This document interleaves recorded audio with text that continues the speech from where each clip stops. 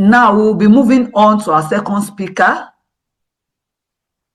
Mr. Olajide Komaiya is our second speaker. So over to you, Mr. Olajide Komaiya. Like we have been told, Mr. Olajide Komaiya is a pastor in the Redeemed Church of God, and also he has been in the education sector for a very long time.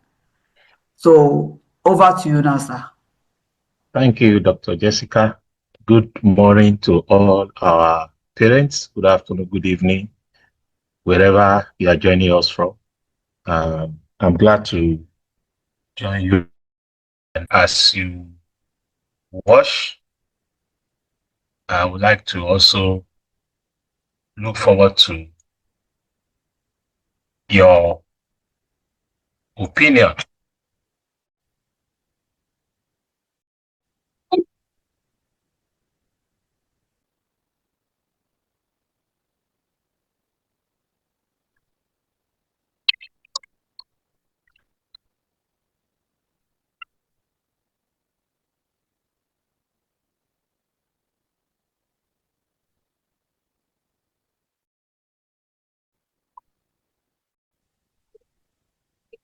But I'm wondering what I deserve.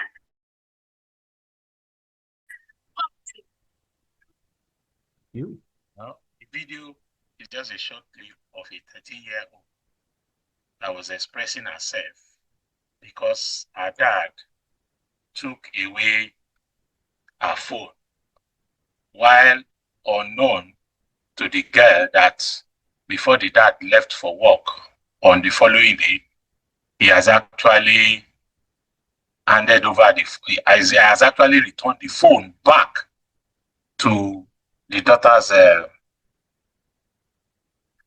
table in her room on her desk.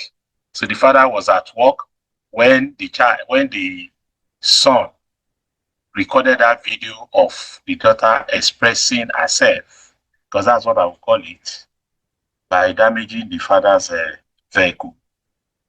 We will have a long debate on who is at fault or what led to this, but it's food for thought for us, even as we engage in this discourse. But I'm believing that our own children will not be like this young lady, that as we will play our role. The topic that I've been given is involved parenting. It's more than just being there. And so I hope everybody can see my screen. Yes, sir. So okay. Yes, sir, we can see. All right. So the first question is parenting. And I think Dr. Adaja has made my work easier actually, because she talked about roots and she described parents as gardeners who cultivates.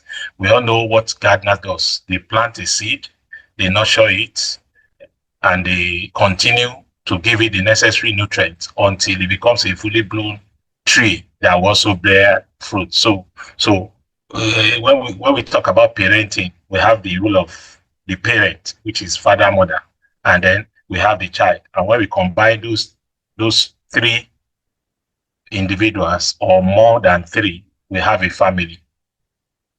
But when we talk about parenting, it requires a lot of inputs. It's not just about begetting a child. It's not just about giving physical attention.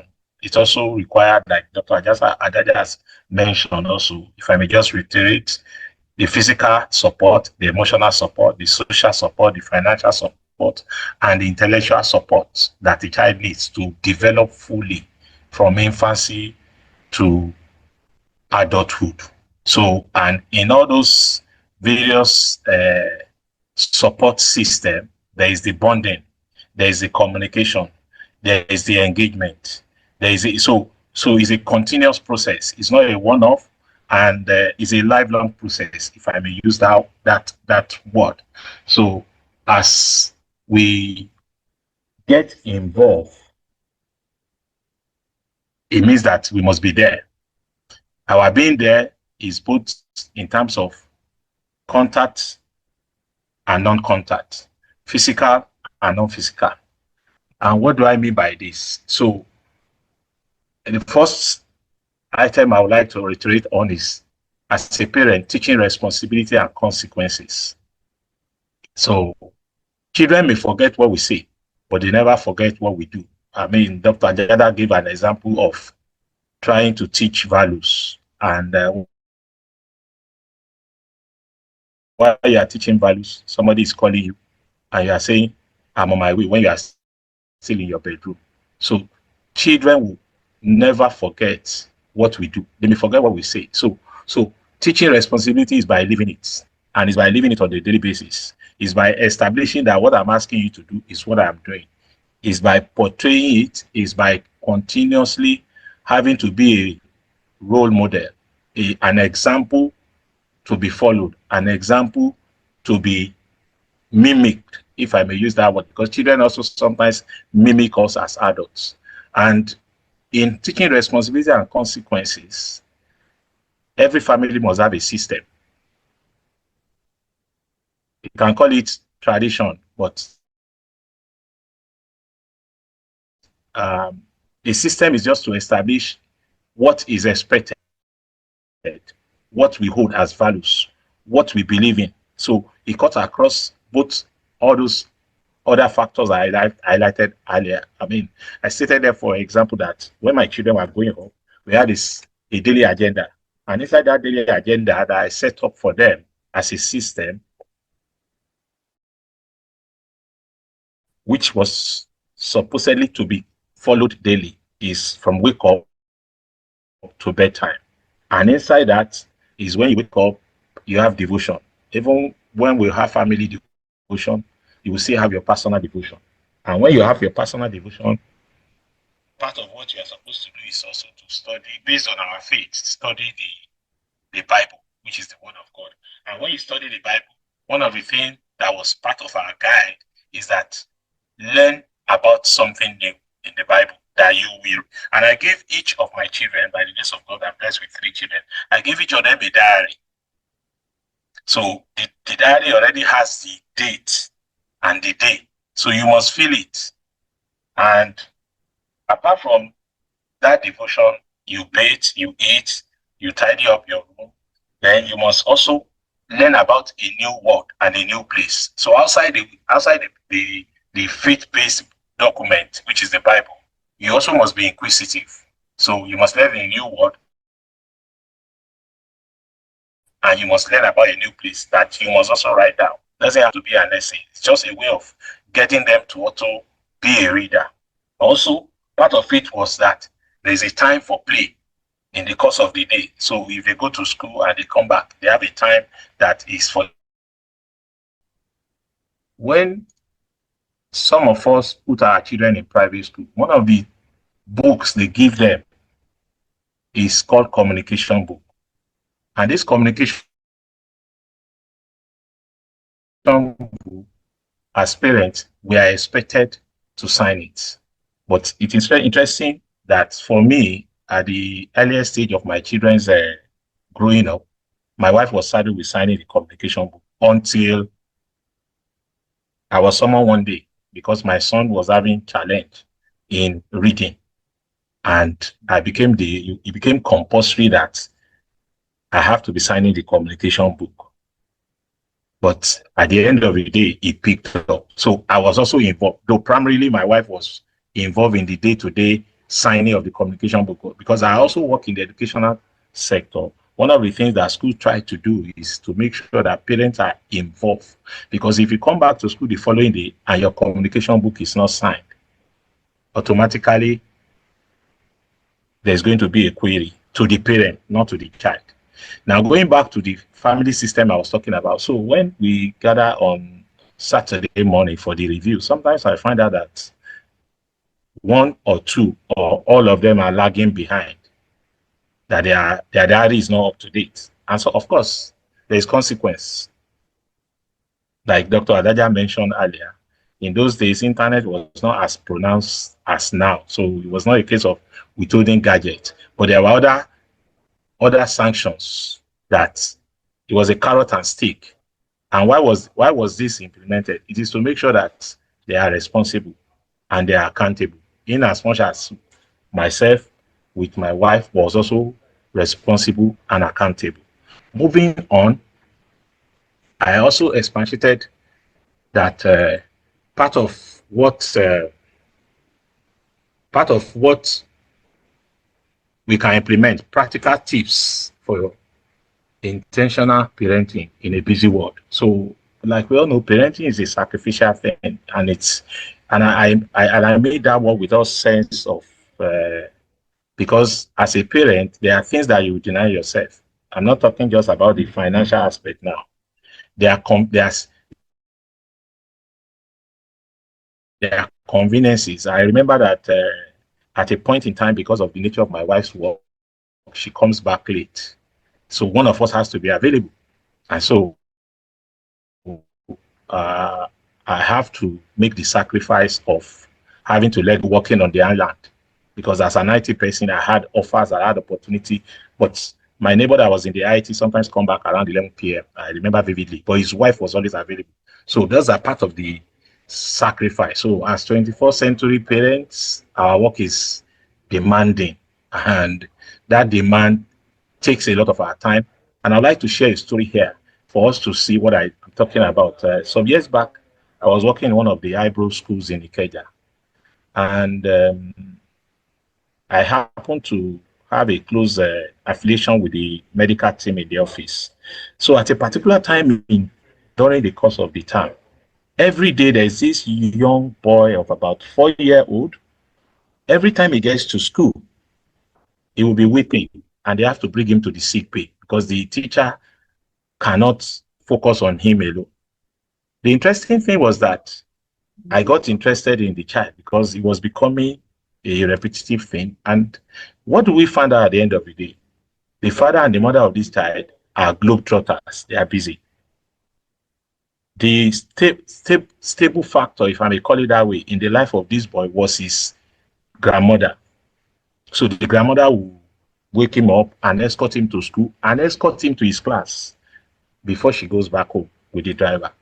And then one of the children of the grandmother had a baby outside the country, so she has to go and do omungo.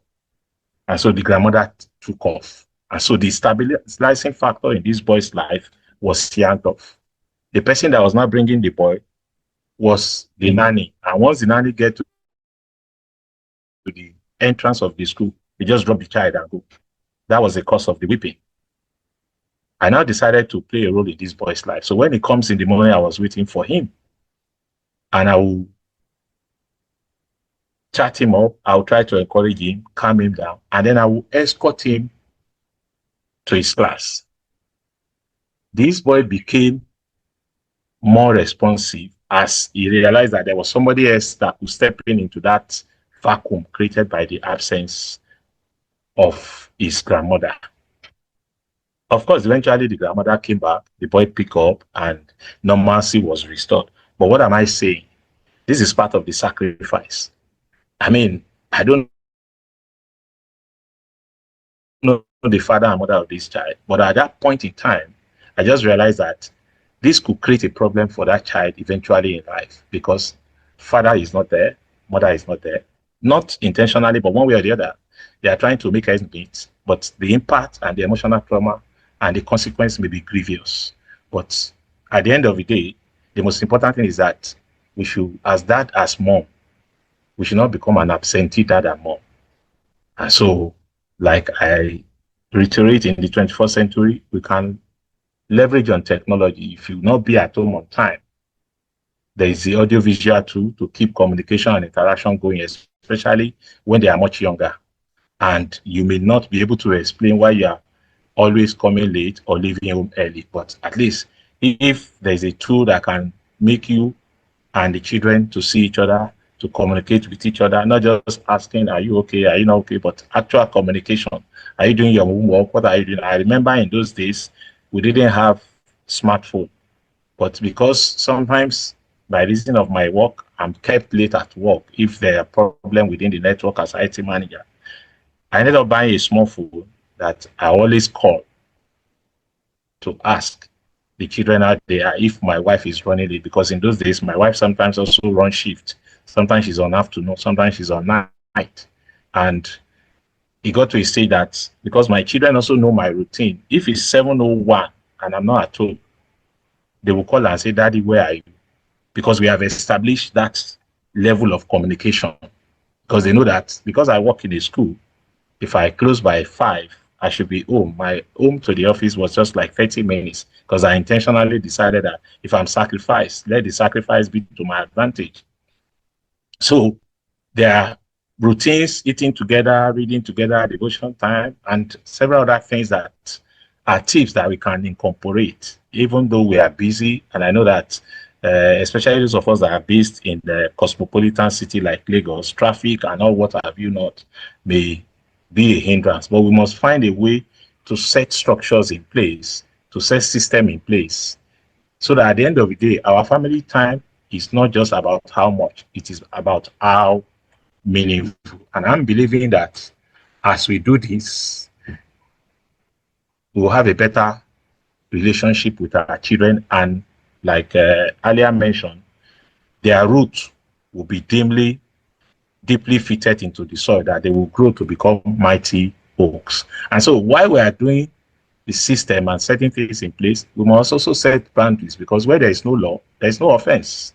So children must know actions and the consequence of their action. So this must be established. And I wrote here that when I was growing up, my father has a policy: when you break something, you not only get paid, you still end up paying for it. Not paying for it, but you end up actually replacing it.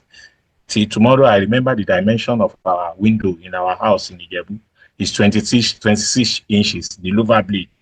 I know where they sell it. So if I break it, I don't even report myself to avoid being caned, but I'd rather do what?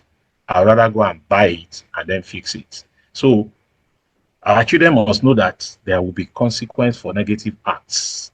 But why there will be consequence, love conquers all. So even while one of our participants has asked a question, our opinion about caning.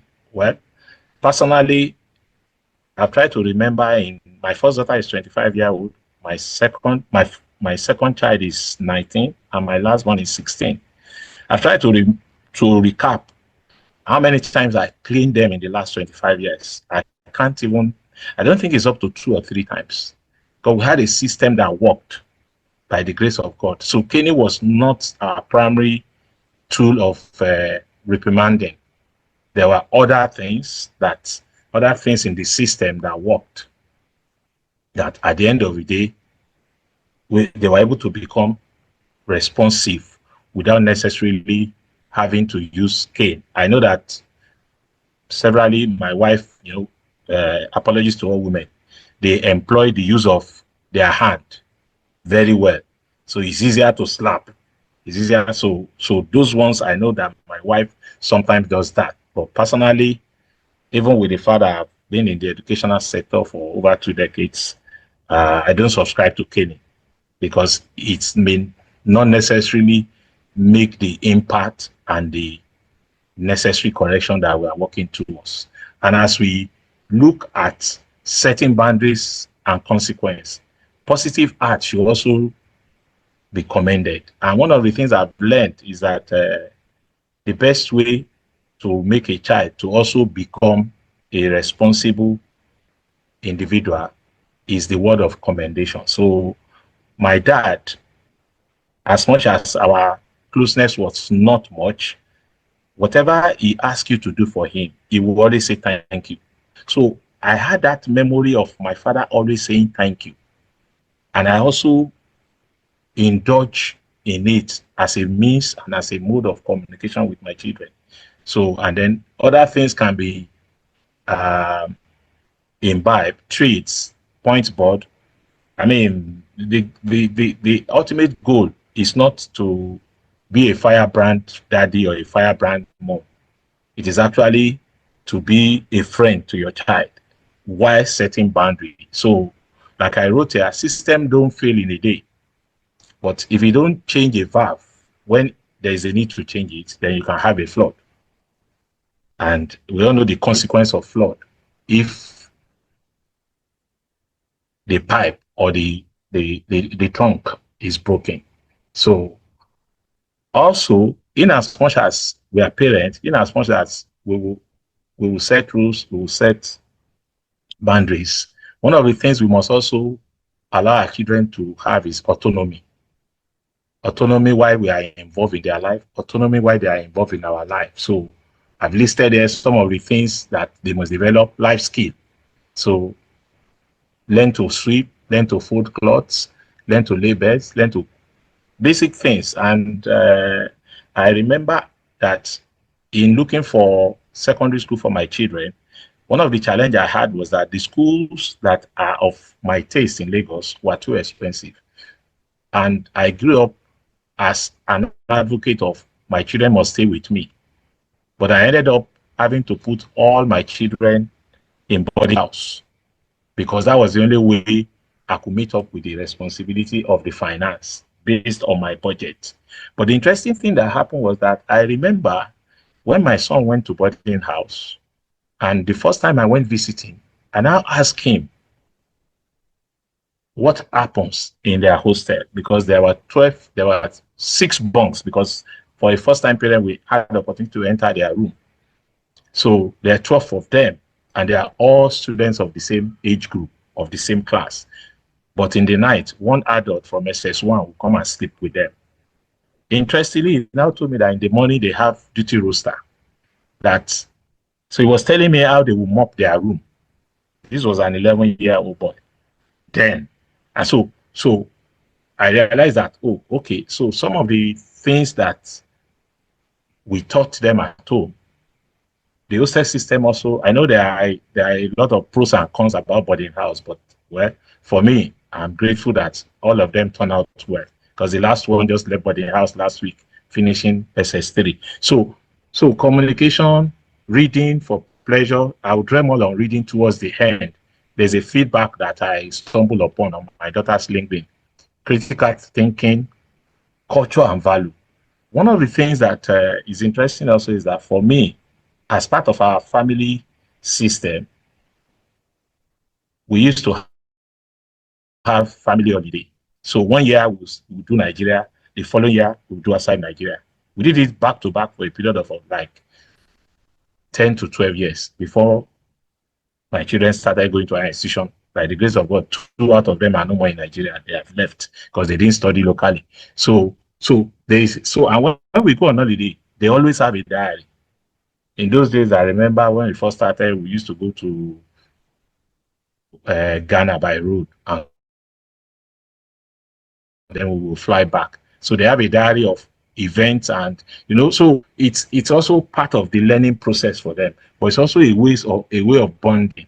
And at the end of the day, I would like to also talk about autonomy in terms of, I remember that because of the nature of my work, I put my daughter to be following school bus initially. So, and the gap between my daughter and my son was a bit wide, 6 years. So when my son joined her in the primary school, one day my daughter now came back and said, look, that today inside the school bus, somebody was trying to bully her brother, that she has to rise up to defend him. And, that feedback, I appreciated it till tomorrow. Why? Because if she didn't give me that feedback, if there was no room for her to tell me or regale me with what happened, I know my son was a bit like me when I was younger. He's not outward going, unlike the sister that is bold and courageous. My son was into himself. And I realized that as of that time, my daughter was going to have 1 more year in primary school. My son was in primary 1. She was in primary 6 or thereabouts. So in another 1 year, I asked myself, so when the sister leaves for secondary school, who is going to be defending this boy in the school bus when he's bullied? And these are some of the issues that, as parents, if we are not careful, we may not even realize it's happening if there's no communication. But at the end of the day, I sat down with my wife and I said, look, we are going to stop school bus, because I realized that I need to bring him out of his shell. So as God will have it, my wife was mobile, I was mobile. So we came to an agreement. I will do school runs in the morning. My wife would do school pick up in the afternoon. Eventually, later, we had another family who happens to be attending the school. And their dad was my boss in the office. So the wife of my boss was now helping to pick them in the afternoon. I would pick them from there. But at the end of the day, in doing school runs, I begin to engage my son, communication while we are going to school. And then when the last baby of the house also joined, when we are going in the morning, sometimes all the events that happen in class, they are gisting, but I'm picking information without probing. So when we talk about bonding, emotional awareness, it goes beyond what happened even in the house. Because a lot happen when they go to school too. So, but the most important thing is that as a family, we must create that ambience whereby we are involved, either directly or indirectly. There will be whatever will work for us, but we must employ healthy habits. We must have that mindfulness about adults that can stand. Also, how do we manage guilt when situations that looks disappointing comes up? So, like I wrote here, parenting isn't about having all the answers. It's about showing up with love again and again. Because our children will go through the cycle of life. The good times are not good times. So, what happens when your child disappoints you? Dr. Adaja mentioned about academic performance. But beyond academic performance, at different instances, they may drop the ball. They may misbehave. They may fall short of your standard. And I will regale another example. I remember my last daughter, their school allows them to wear what I think is called pantyhose, or is it pop sock now? These long socks that get to their waist. And I bought this when I traveled. And at the end of the day, just about a week after I bought it, I came back and my wife told me, look at what she did. Her name is Joy. What Joy did to her pantyhose. She has three perfect circle cuts on the pantyhose like a pattern. I was like, how did this happen? And I called her and I asked. And she said, because she was very young then, she was about 5 years old. I said, who did this? She said, Jibola. I said, Jibola. Who is Jibola? I said, my friend. I said, so how did she do it? He said, no, she told me to do it. I said, so what did you use to cut this perfect circle? She said, her teeth. I was amazed. I don't know how that's possible. So in my mind, I was angry. I was reactive because, I mean, emotionally at that point in time, you'll be upset because this thing was bought in England and it was expensive. So in my mind, I said, okay, tomorrow I won't drop you early, because when I drop them early, most of the teachers and the members of staff are not there. It's only the junior staff that are usually there. I said, I'll go late to office. So the interesting thing is, as I was driving into their school, well, call it the guidance from the one that created us. But it dropped in my heart that if I had a hold over my child, would Jibola be able to have a hold over her, to influence her, to do damage to her pop sock? Of course, at that point in time, I realized I have work to do. So I just dropped her. I didn't enter the school. I didn't discuss anything. And when she came back in the evening, we sat down. And I asked her, I put up a lighted candle. I said, look, put your hand there. He said, no. I said, why? He said, it will burn her. I said, so if Jibola asked you, so we went through the wrong of having to clarify what is expected of her, what is acceptable, and what is not acceptable. And believe me, sometimes down the road, Jibola tried to get her to do something that is contrary again, but she came back home and she said, she told her no, that she herself should do it. So even when our children seems to get into trouble, we must have the emotional capacity to look beyond the immediate trouble or the immediate damage or the immediate embarrassment, because our children are also being influenced both internally and externally. But the responsibility is onto me, is onto you as fathers, as mothers, to let your child know that there are some things that he or she cannot do because it is not acceptable. And then if your child is emotionally troubled, how do you handle that? Because in our climate, yeah, sometimes when people hear of emotional trouble, they tend to look at it as what's wrong with you? Why are you abnormal? Why are you behaving abnormal? Why are you not? Why are you? Because but we have forgotten that we are spirit being, and as spirit being, we have emotion, and as because we have emotion, we go through the cycle. The question is, as a parent, am I able to discern or discover on time? I had a colleague during COVID that the child in England broke down and almost committed suicide. Of course, she left, she told the organization she was leaving. Fortunately, we were working remote. That same night, because she had British passport, she left for England. She didn't come back until after 5 months. Now, the question is, if your child is emotionally troubled, are you available? It's food for thought because it starts from all the foundations when Dr. Adaja was talking about roots. During COVID also, I remember one day my daughter called me at 4 a.m. in the morning. I can't forget. And she was weeping. As I picked the phone, she was just weeping. Now, the reason why she was weeping, I didn't ask. The question I asked is because she was outside the country. I said, do you want to come? She said, yes. I said, don't worry, I'll arrange the ticket. I didn't have budget for ticket. I didn't have money for ticket. But I appreciated the fact that our bonding was good enough that when she was emotionally disturbed, she knew my phone didn't ring twice because I was having morning devotion and my wife was beside me and I put it on speakerphone. I just told her, don't worry, I will arrange the ticket. Of course, I never arranged that ticket eventually because what did I do?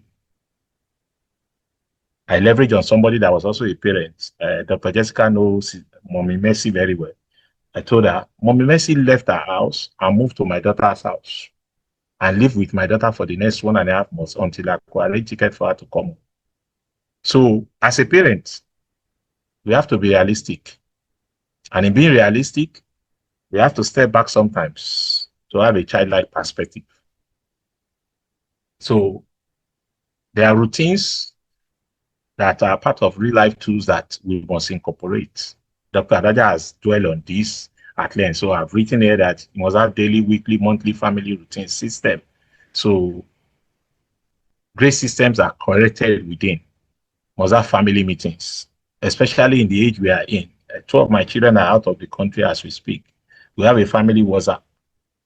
We exchange information. So digital tools are also part of what we can leverage on, even in this age and time.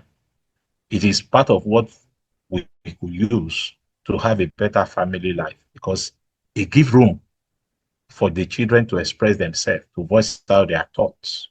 And then, like Dr. Ajaja has mentioned earlier, affirmation practice. I am fearfully and wonderfully made. I am a king. I am a queen. I am the best. Emphasis on positive affirmation. So we should discourage the use of negative. We are in this age whereby there are a lot of things that are not pleasant on the social media. So it also talks about control. And that's where that family policy. I remember also, I think my daughter was around 12 or 13. And a lot of people at that point in time were saying children should not be on social media. But I was mindful of the fact that I'm an IT person and I know what is obtainable. So I gave her a phone, but I also set policy. I put a software there that tells me where she goes and what she does.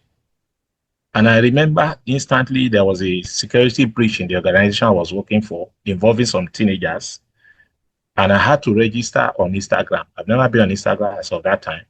And lo and behold, I tried to register and it said, I'm already on Instagram. I said, how? By the time I find out, I reset the password. My daughter, at the age of 12, has used my email to register an Instagram account. Even with all the system I put in place, there were still loopholes.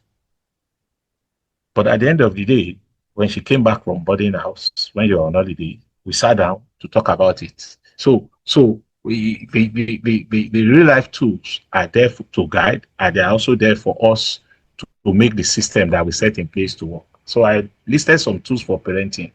So parenting skills that I learned, they are not assumed.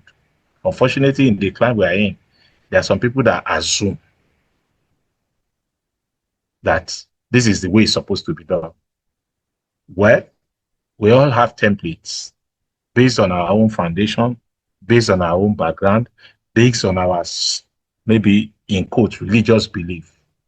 But what I would rather say is parenting is about connection, not about control.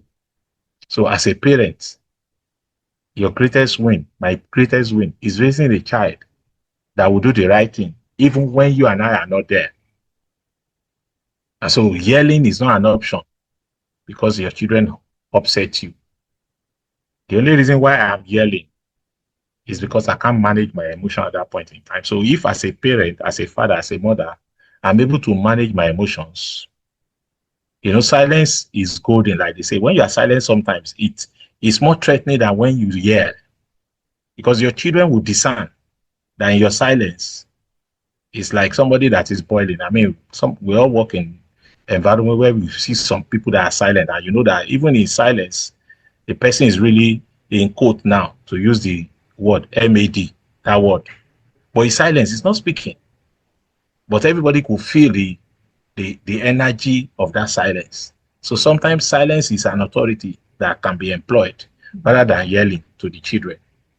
And even in our silence, even in our reaction, we still have to be kind while we are being firm. So we have to teach without forcing. So it means that I must devote time, you must devote time to train them. If I may borrow that sentence from the faith I belong, he said, train up a child the way that child will go. So as a parent, I have that mandate, I have that responsibility to train. And then don't disregard the feelings of your children. Because sometimes we also we know children can be cheeky, children can be pranky, they can be crafty, but we still have to validate their feelings. So, and then we must ask questions that are curious rather than commanding. So as we do this, that memory of that encounter in correcting lovingly, it will stay with them into their adult life. And then that benefit of good character that was already forming them through that process will be entrenched and established, that will go through them. I stumbled on this book, Parenting, the Discipline that Works. It's written by a Nigerian. I stumbled upon it, but I've not bought it yet. But I intend to actually buy it. So that's why I included it there for any parent that may also wants to dig further into some of these tools. So I've listed all these again. As a parent, be involved, build their mind, engage them, be value conscious, teach them social skill, how to relate to people, how to be cautious, how to show empathy. There are several ways to do this, and we are even in an age whereby there are organizations. I remember I subscribed in those days to an organization called Unveiling Africa. So every summer, my daughter used to go to Makoko. Every Christmas, follow Unveiling Africa to feed 2,000 children. Why was I doing this? To let them see other part of life, that they are privileged. Today, my daughter runs an NGO. I remember when we were going for our graduation, she mandated myself and my wife to bring clothes for children that are disadvantaged in the country where she was. So we went with 3 Ghana must go, because she's running her own NGO as well. But it started with the foundation that was laid when she was young. And then, depending on your faith, teach them about, in quote, God that you believe in. Because it makes them to have a relationship. It makes them to know the word of that faith that you believe in. It makes them to understand the power of prayer. And it is not just power of prayer, but showing by example. And as even adults right now, we still have that communication in prayer, at least once a week, if time permits us, because we also have a family WhatsApp group where we used to meet. So all these things are part of the system that was established even when there was no digital tool. So now that there's digital tool that we're not physically together, we are leveraging on what was already established to use technology to make it to work. So it is teaching by example. It is leading by example. Now I've just put here the last 2 slides, a feedback, because if you don't have feedback, you may not actually know that all those things that over time that was inculcated as a family system works. My son recently clocked 19 years, and I stumbled on his write-up that on his birthday, he didn't want gift, he wanted money. And what was interesting for me is that he said my interest in financial literacy was initially sparked by a meaningful conversation with Temilola Adeyemi. Interestingly, Temilola Adeyemi is my own financial advisor that I pay to give me financial advice.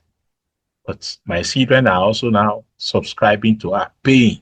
My son is an undergraduate in final year studying software engineering, but his own journey, by reason of what has been inculcated, by reason of what he has imbibed over the years through our family system. And then this interesting one is about my daughter that I also saw on our link paper. He said, growing up, my dad tried his best every summer break to get his children to read. Underline tried. He always got us books and make deadline that I'm not sure how my siblings and I escaped, but we did. Although I occasionally pick up books just so that I have something to report when he asked. So you can see that there was a feedback. She had something to report when I asked. I developed a reading habit in my first year in senior secondary school. And even then, my book choices, in brackets, she said, if you know, you know. But a quote from an author, James Clear 321, got me thinking about my reading journey and why I never go anywhere without a book. My dad, Olajide Komaiya, always does. So that is where I got that habit. So children are products of habits. And that's what I'll round up with. What habits you set right now becomes the lifestyle that they grow up with. Thank you.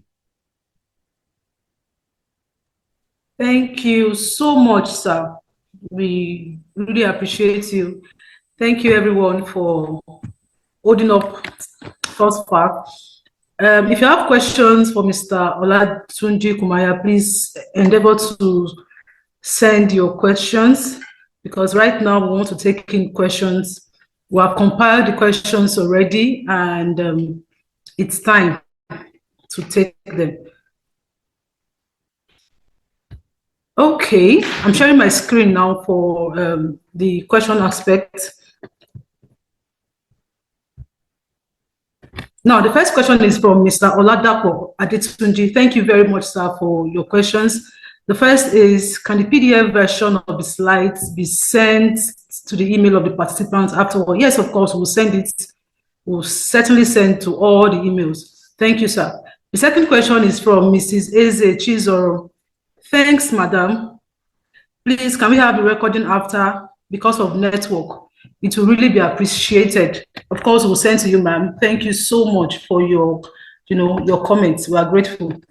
Now, Mrs. Oyeka is asking, I would want to know your organization's view about flogging children as a corrective means for their errors. I think government banned flogging, not so sure of the details of the ban, if it is nationwide. So I will read through the questions. Mr. Charles Ogu said, wonderful lecture.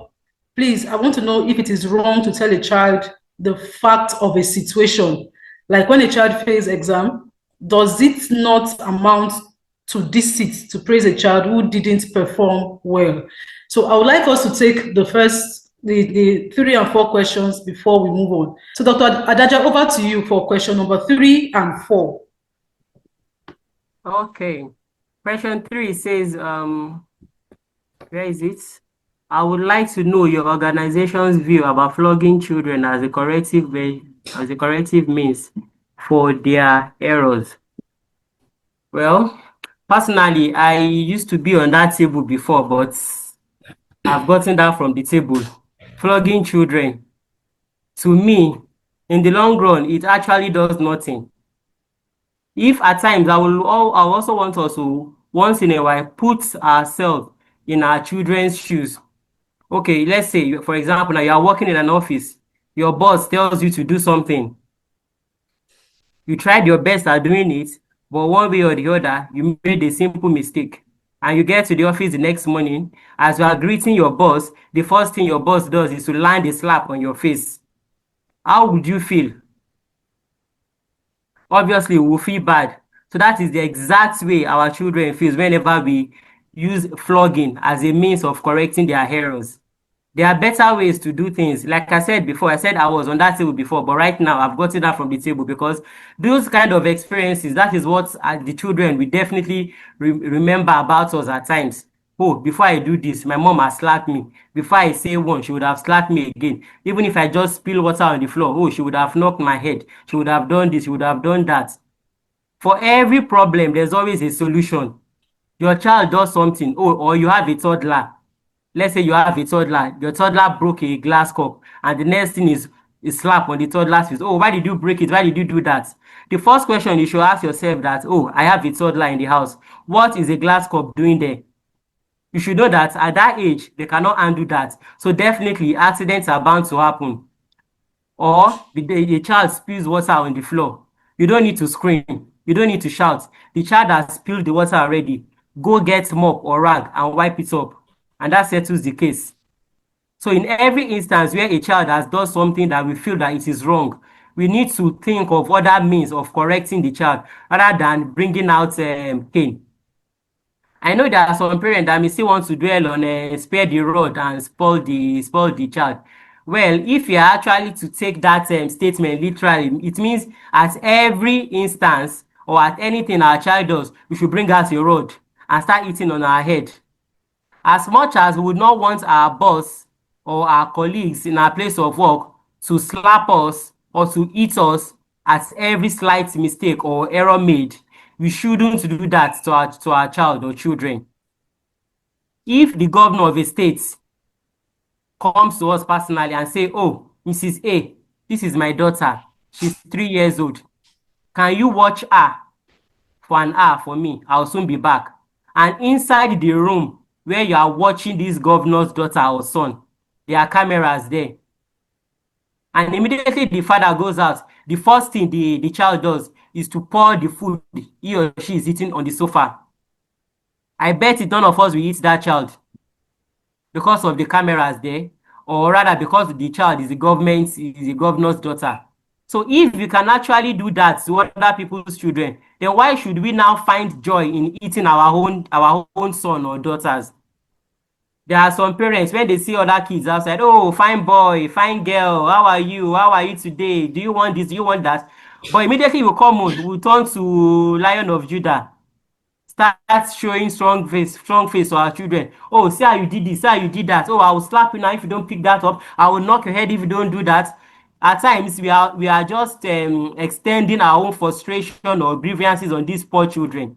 So we also need, the first thing we need to do is how to master our own emotion. We need to be able to regulate our own emotion so that we don't end up inflicting pains on our children as a result of the way we are feeling. If someone can come and keep a child with you with cameras and you are meant not to eat the child or shout at the child or scream at the child simply because the camera is there or simply because the child or the daughter or son is of a prominent person, I believe we should be able to do better with our children. There are better ways to correct any error that a child has done, irrespective of whatever the child has done. The world is not going to end, so we can actually come up with better ways to correct their errors rather than flogging them. Thank you. So for the next question, we have, please, I want to know if it's wrong to tell a child the fact of a situation, like when a child faces exam, does it not amount to deceit to praise a child who didn't perform well? Well, nobody is going to praise a child who did not perform well. But while trying to tell a child that he or she has failed the exam, it is important not to dwell on the failure. Like I said earlier, failure is also part of success. If you don't learn how to do something wrongly, you won't learn the correct way. I know in one way or the other, there are some things we have achieved or we can do now that we did not get on the first trial. So let's say your child fails an exam, maybe math, chemistry, or a subject.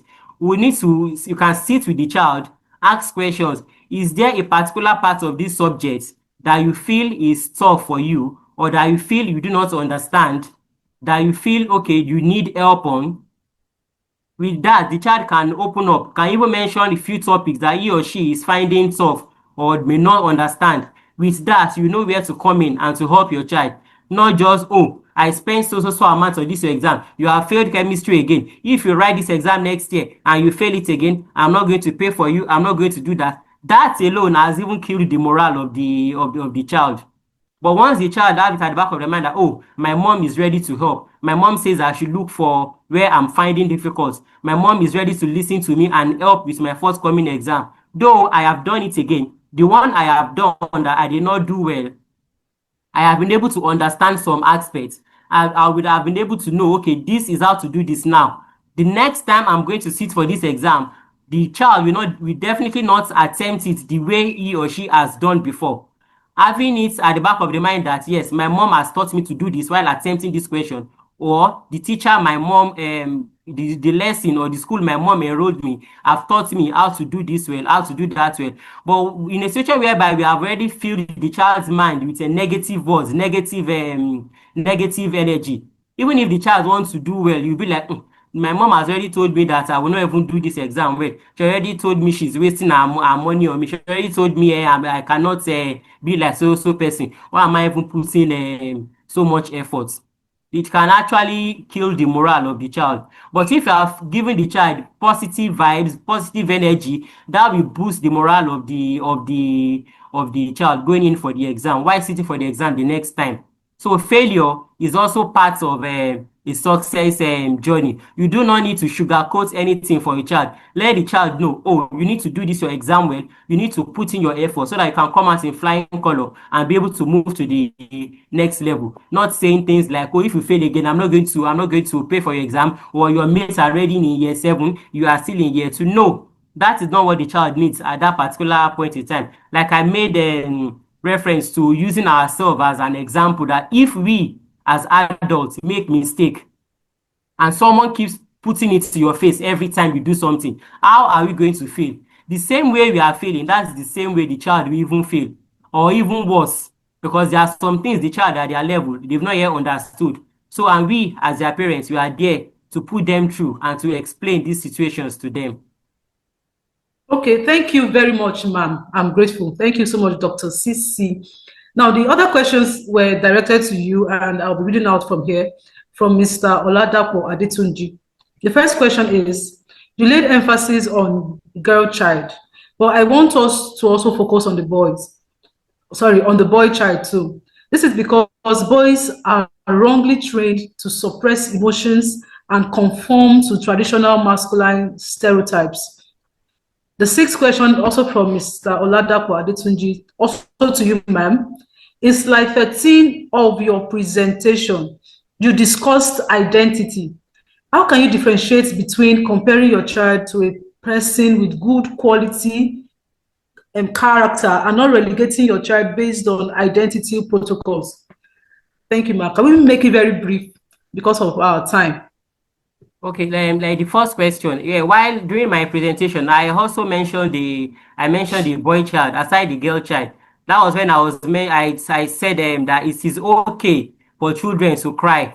In cases where you tell your boy child, oh, you are a man, don't cry, this or that, it is not good. I made mention of it, that it is okay. Allow them to let out their emotions. There's nothing bad in crying. The world will not end. Let them let out their emotions. Tell them it is okay to cry. Whatever it is that they are finding difficult, you put them through.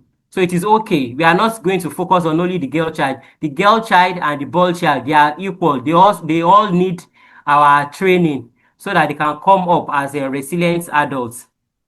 Then the last question, how can you differentiate between comparing your child to a person with good quality character and not relegating your child based on identity protocol?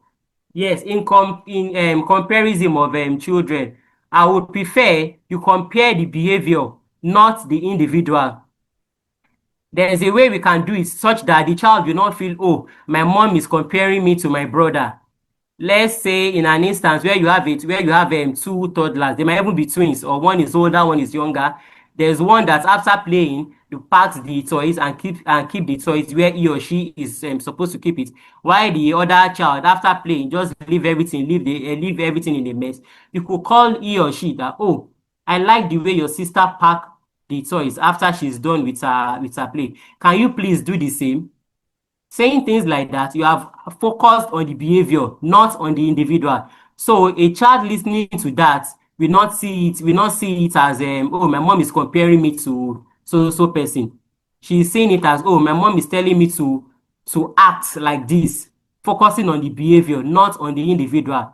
Or you see someone that has done well in the academics, you don't need to say, oh, can't you be like David? Can't you see that David is smart? Can't you see that David excel in the exam? You could come up with sentences like, oh, I like how David scored an A in the mathematics.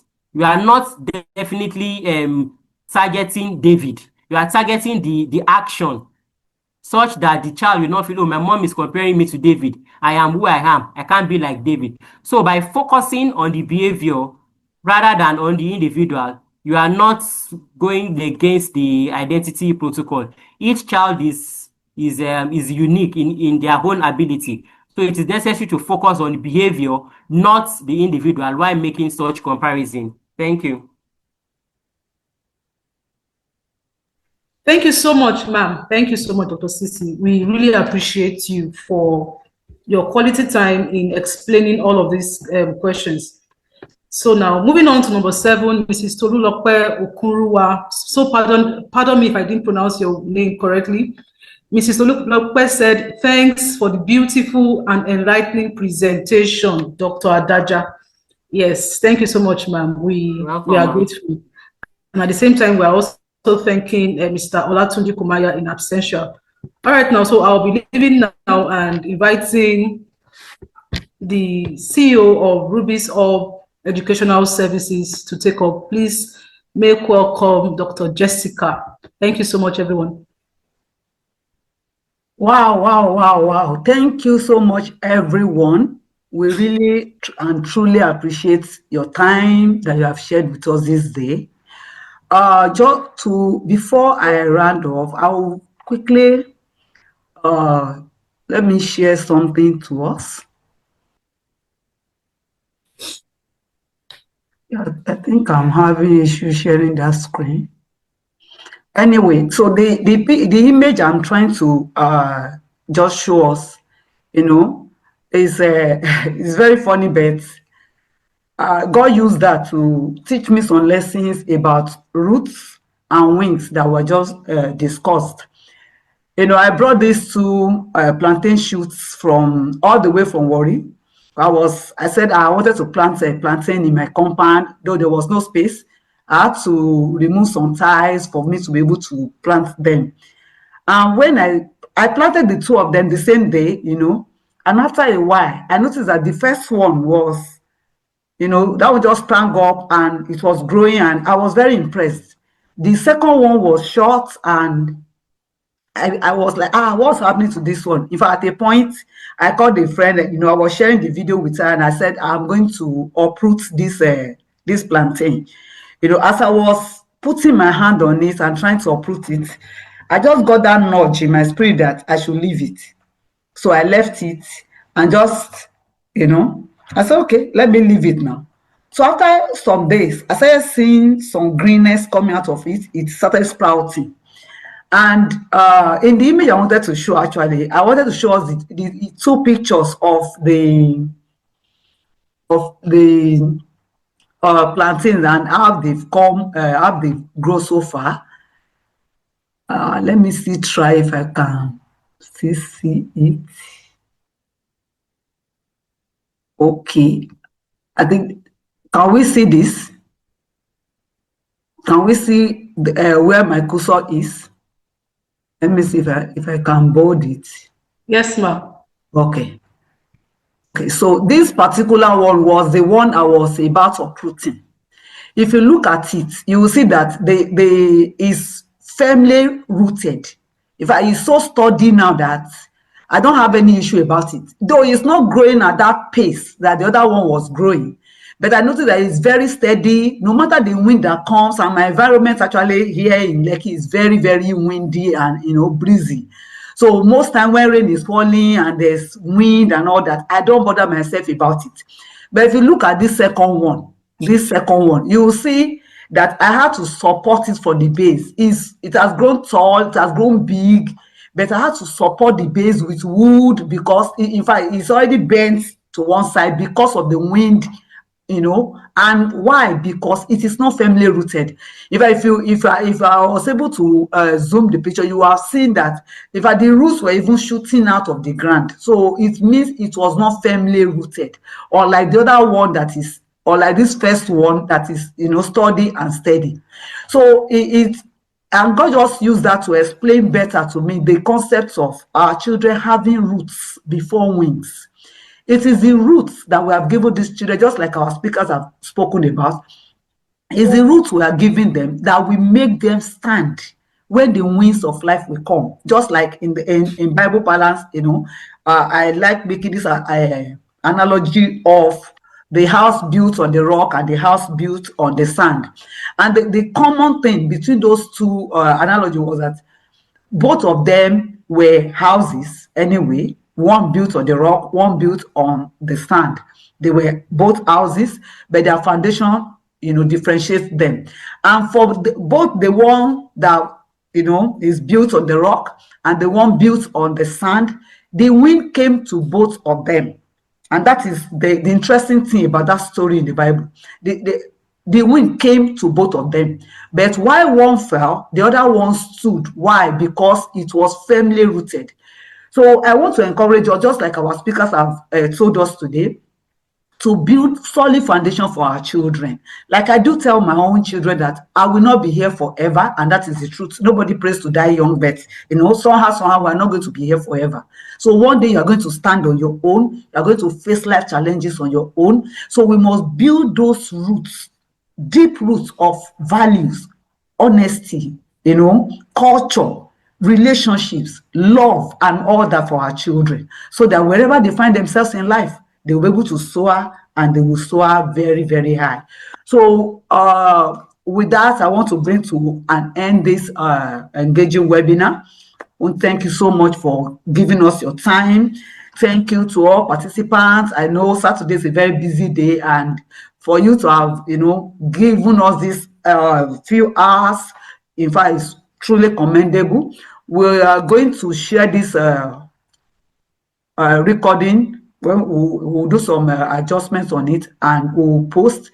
When we have posted, we will inform you using the email addresses you have given us. Please let us always check our emails. I was surprised today that a lot of people were chatting me up on WhatsApp that they did not get the link. Meanwhile, links were sent to all the email addresses from, in fact, since Wednesday.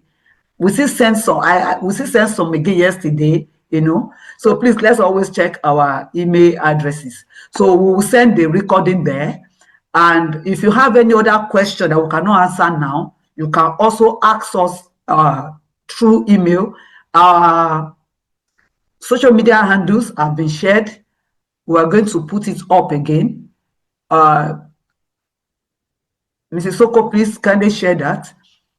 So our email address is, okay, you can see it on the screen. So please send us a message, follow us on all our social media handles, and as soon as this recording is arranged and everything, we are going to send it to you. So I want to say a very big thank you once again to everyone. Thank you, Dr. Cecilia Adaja.